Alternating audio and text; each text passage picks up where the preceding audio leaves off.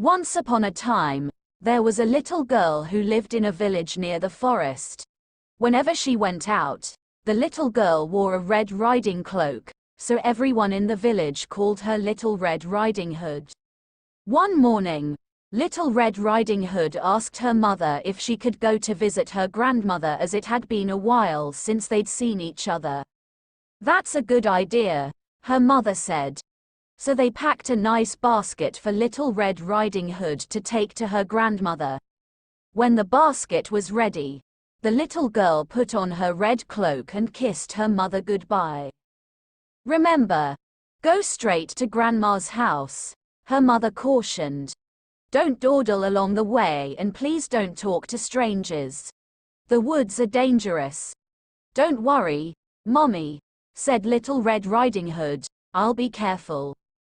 But when Little Red Riding Hood noticed some lovely flowers in the woods, she forgot her promise to her mother. She picked a few, watched the butterflies flit about for a while, listened to the frogs croaking, and then picked a few more.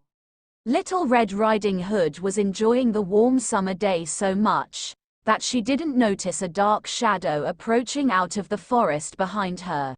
Suddenly, the wolf appeared beside her. "What are you doing out here, little girl?" the wolf asked in a voice as friendly as he could muster. "I'm on my way to see my grandma who lives through the forest, near the brook," Little Red Riding Hood replied.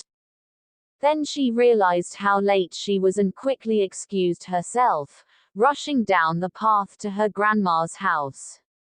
The wolf, in the meantime, took a shortcut. The wolf, a little out of breath from running, arrived at Grandma's and knocked lightly at the door. "Oh, thank goodness, dear. Come in, come in. I was worried sick that something had happened to you in the forest," said Grandma, thinking that the knock was her granddaughter. The wolf let himself in. Poor Granny did not have time to say another word before the wolf gobbled her up.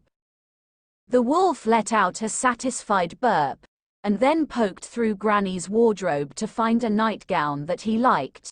He added a frilly sleeping cap and, for good measure, dabbed some of Granny's perfume behind his pointy ears. A few minutes later, Red Riding Hood knocked on the door. The wolf jumped into bed and pulled the covers over his nose. "Who is it?" he called in a cackly voice. "It's me, Little Red Riding Hood." "Oh, how lovely. Do come in, my dear," croaked the wolf. When Little Red Riding Hood entered the little cottage, she could scarcely recognize her grandmother. "Grandmother, your voice sounds so odd. Is something the matter?" she asked. "Oh, I just have touch of a cold," squeaked the wolf, adding a cough at the end to prove the point. "But grandmother, what big ears you have," said Little Red Riding Hood as she edged closer to the bed.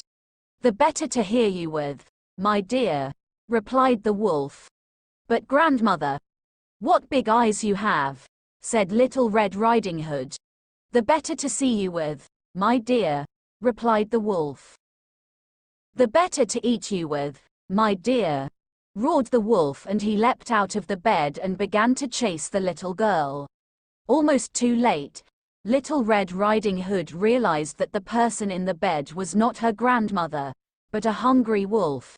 She ran across the room and through the door, shouting, "Help! Wolf!" as loudly as she could. A woodsman who was chopping logs nearby heard her cry and ran towards the cottage as fast as he could. He grabbed the wolf and made him spit out the poor grandmother, who was a bit frazzled by the whole experience, but still in one piece. "Oh, Grandma, I was so scared," sobbed Little Red Riding Hood. "I'll never speak to strangers or dawdle in the forest again." There, child. You've learned an important lesson. Thank goodness you shouted loud enough for this kind woodsman to hear you."